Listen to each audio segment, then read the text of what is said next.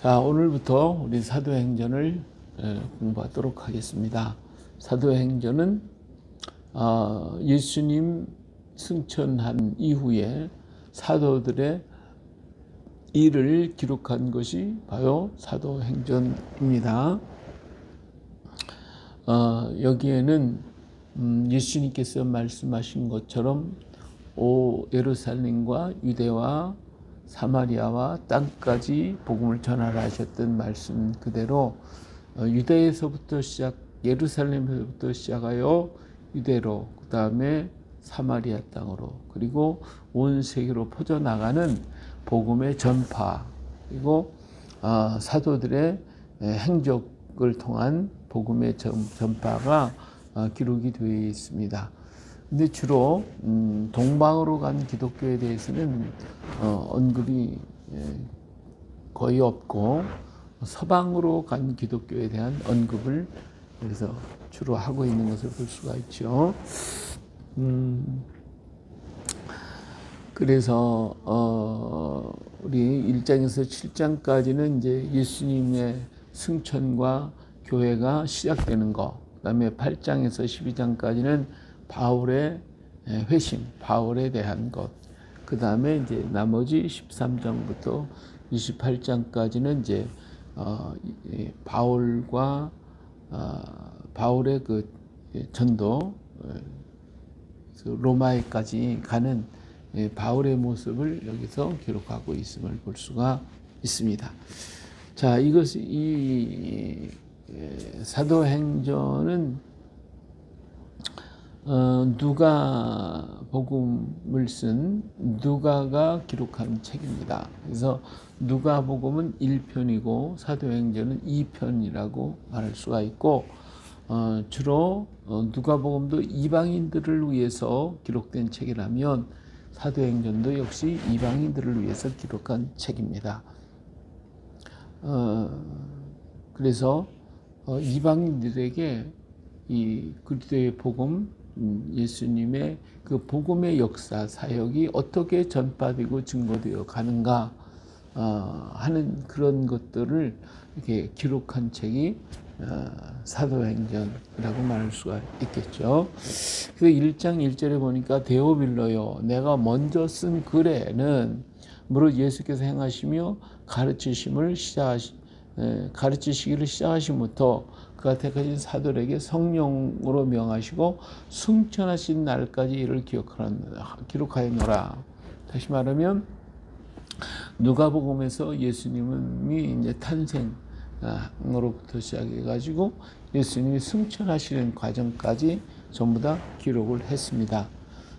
그리고 난 다음에 이제는 후편으로다가 예수님 승천하신 이후의 일들이 어떻게 전개되었을까라고 하는 것에 대해서 누가는 다시 집필을 해서 이 데오빌로라고 하는 사람에게 편지를 보내고 있는 것이 바로 이 사도행전의 말씀입니다.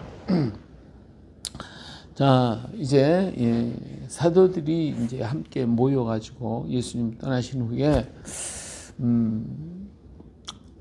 사도들이 함께 모였습니다. 그리고 그들은 예수님께서 명령하신 그 말씀을 기억해서 예루살렘을 떠나지 말고 내게서 들은 바 아버지께서 약속하신 것을 기다리라. 이제는 성령으로 세례를 받으리라 하셨던 그 말씀을 기억하고 이들은 예루살렘을 떠나지 않고 한 곳에 모였습니다. 모여가지고 하나님 앞에 기도를 하기 시작을 했죠. 그 성령이 임하시며, 그렇죠? 예수님께서 성령이 너희에게 임하시며 너희가 권능을 받고 예루살렘과 유대와 사마리아와 땅까지로 내 증인이 되리라 이렇게 말씀하셨으니까, 자, 이들은 모여가지고 성령이 임하시기를 기도하고 기다리고 있음을 볼 수가 있습니다. 우리가 하나님의 말씀을 듣고 하나님의 말씀을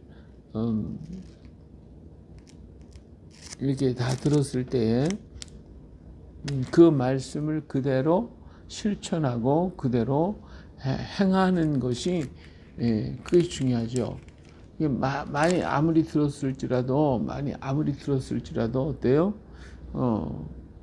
그걸 실천하지 아니하면 그것이 나의 것이 될 수가 없어요.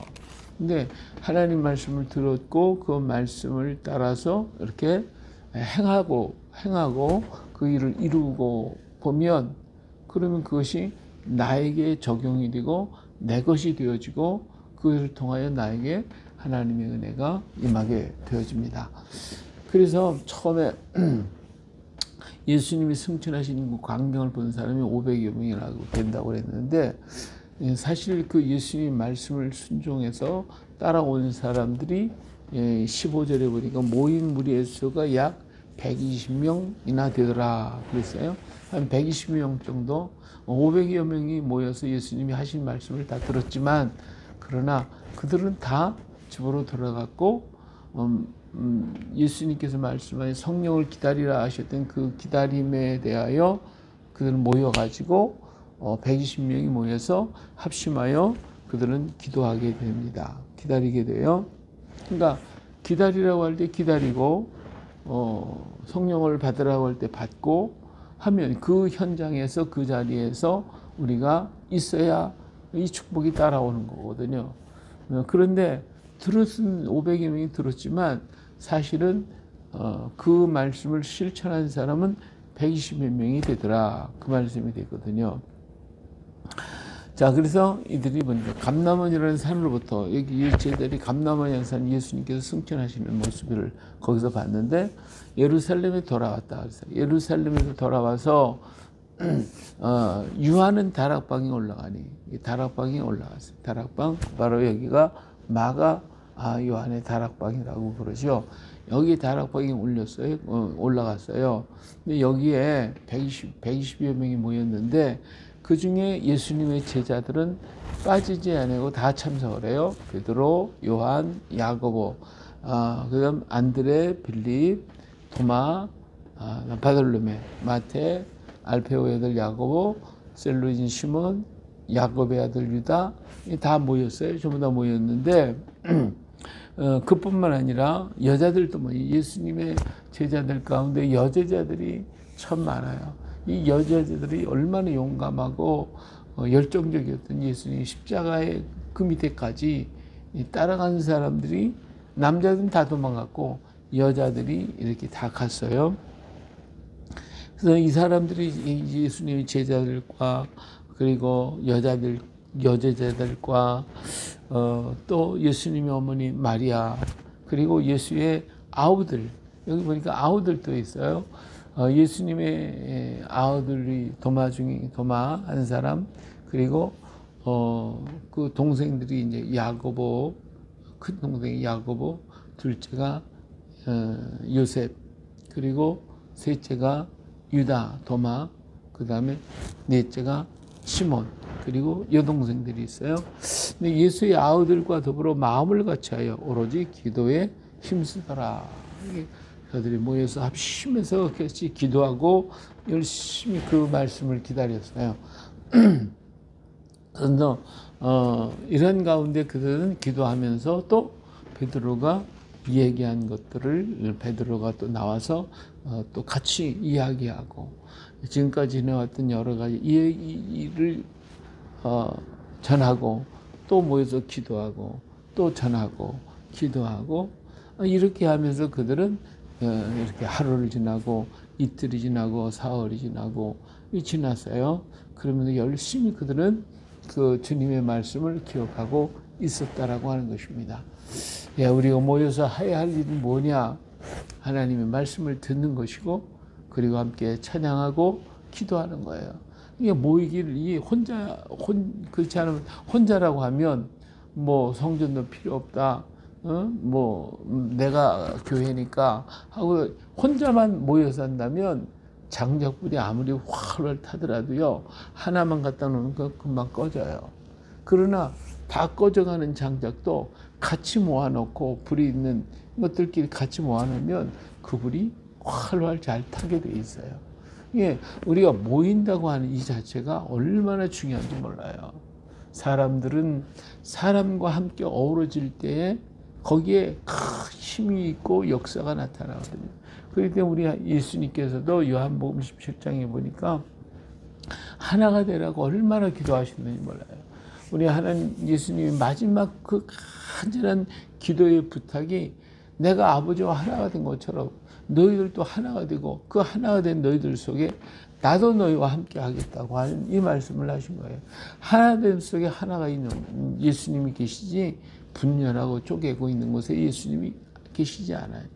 여기 있는 제자들과 그리고 여제자들, 남제자들, 그리고 예수님의 가족, 그리고 모든 온 식구들이 이 120명이 한 자리에 모였을 때 그들은 여기서 파워가 힘이 생기고 능력이 나타나게 되는 거예요. 그래서 거기서 수제자였던 베드로가 또 얘기하고 아마 다른 제자들도 얘기했겠죠. 이렇게 하면서 그들은 열흘 동안을 기다리고 또 한 가지는 뭐냐면 그 중에 가룟 유다가 이제 죽었기 때문에 12제자 중에 한 자리가 비었어요. 이 한 제자를 채우자. 그래가지고 그들이 모여서 제비를 뽑기를 했는데 여기에서 제비를 뽑아가지고 여기 유스도라고 하는 사람하고 마띠아라고 하는 두 사람이 제비를 뽑았는데 그 중에 마띠아가 예수님의 제자의 반열에 들어오게 돼서 이제 비었던 그 자리 12제자가 성립이 되어지게 됐습니다. 자, 이렇게 부족했던 부분은 우리가 채우고 모자란 것은 서로 보충해 가면서 모여서 함께하는 게 이게 교회의 시작이에요. 교회는 우리의 부족한 거, 모자란 것을 서로 보충해 주고 함께하면서 뭐하고 찬송하고 기도하고 또 말씀하고 말씀 듣고 찬송하고 기도하고 이게 교회의 모임이에요. 이렇게 모일 때 거기에 어떤 역사가 나타나요? 하나님의 임재하심이 만나요.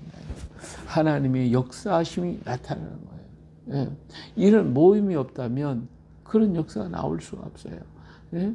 이제 혼자서 뭐 명상하고 혼자서 뭐 기도하고 혼자서 내가 교회니까 내가 혼자서 이렇게 한다면 물론 자기 생애 속에서 자기는 잘 신실하게 믿을 수도 있어요.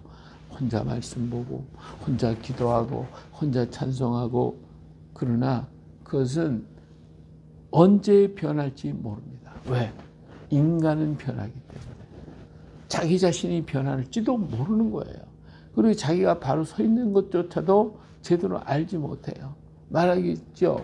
내가 성경 그대로 읽고 그러나 그것은 내 주장이 강할 수가 있기 때문에 그런 거예요. 그리고 그의 생애가 끝나고 나면 다음 때를 이어갈 수 있는 것이 적어요. 물론 내가 전도하니까 되겠지. 그러나 우리는 역사가 증언하고 있어요. 도마가 인도 북부 지방을 1차 전도 다니면서 전도를 했어요. 교회를 지을 수가 없었어요. 시간이 없으니까. 그리고 모양을 하지 않았어요. 그렇기 때문에 그들은 가서 전하고 같이 나갔어요. 그랬더니 지금 인도 북부 지방에는 사람이 없어요. 믿는 사람이 없어요. 예? 믿는 사람이 없어요. 그런데 2차 전도여행은 인도의 남부 첸나이 지역을 중심으로 해서 전파된 7개 교회가 만들어졌고 그리고 거기서 그가 52년에서 72년까지 20년 동안 목회를 했어요. 7교회를 짓고. 그랬더니 오늘날 인도 땅에 교인들이 굉장히 많습니다. 인도 남부에는. 그러니까 우리가 보이는 교회 굉장히 중요해요. 보이는 교회를 통해 얼마나 하나님의 많은 역사를 이루는지 이루다 말할 수가 없어요. 그리고 보이는 교회 건축할 때에 하나님의 역사가 엄청났다는 간증들을 아마 많이들 들어보셨을 거예요. 그리고 모였을 때 부흥이 떨어졌고 모였을 때 역사가 일어났어요. 그렇기 때문에 보이는 교회도 얼마나 중요하냐. 그것이 후대에 내려갈수록 그들이 믿음을 갖게 되는 거예요. 중앙아시아 지역에 많은 기독교인들이 있었는데 약 1200만 명이라는 숫자가 순교를 당해서 교회가 신자가 하나도 없는 것 같았어요. 그러나 그들의 만들어놓은 교회의 흔적들이 오늘날 남아있고 그것을 통하여 새로운 믿음의 식구들이 일어나고 숨겨져 숨어있는 주의 백성들이 있다라고 하는 사실은 바로 이 보이는 교회의 놀라운 역사를 보게 되는 것입니다. 오늘 이 땅 위에 이 코로나로 인하여 만여 개의 교회가 사라져 버렸고 사람들이 다 흩어져 버렸어요. 교회들이 전부 다 교회로 들어오지를 못하고 하나씩 흩어졌고, 그러다 보면 교회는 쇠잔하게 되고 복음이 전파되지 못하는 거예요. 우리가 옛날에는 교회가 새벽에 종을 쳤어요. 그 새벽에 종소리를 듣고 얼마나 많은 사람들이 회개하고 돌아왔는지 몰라요. 그다가 나중에 차인배를 울렸어요.